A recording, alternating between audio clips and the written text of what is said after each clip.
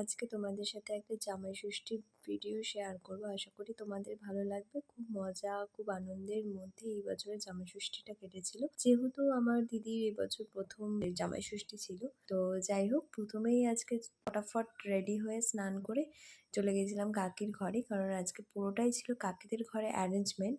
আর এদিকে দিদিরাও চলে এসেছিল, আর একে একে সব জিজুরাও চলে এলো, সাথে দিদিরাও চলে এলো। তো এবছর কাকি পুরোটা অ্যারেঞ্জ করেছিল। তো কাকি সব জিজুদেরকে, মানে আমার 3 জিজু আর আমার যে কাকাতো দিদির বিয়ে হয়েছে সেই নতুন জিজু, তো 4 জনকে ষষ্ঠী দিয়ে দিল। যদিও আমাদের সেরকমভাবে ষষ্ঠীর কোনো নিয়ম নেই, আর এবছর ষষ্ঠীটা তেমন একটা ভালোও নয়। এবার হলো গিফট নেওয়া দেওয়ার পালা। দেন এবার ফাইনাল যেটা হলো খাবার দাবার। যদিও খাবার দাবারের এতটা মজে গেছিলাম যে খাবার দাবারে একটা ভিডিও করতে পারিনি। আর এই হলো একটা পাকুনি বুড়ি, যে কিনা যখনই ক্যামেরাটা অন করলাম তখনই ওর খাওয়া বন্ধ করে পোজ দেওয়া স্টার্ট।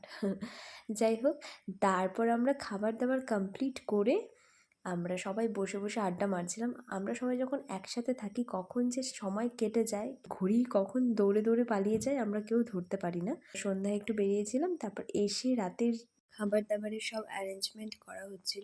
আর রাতের খাবারটা ছিল খুবই স্পেশাল।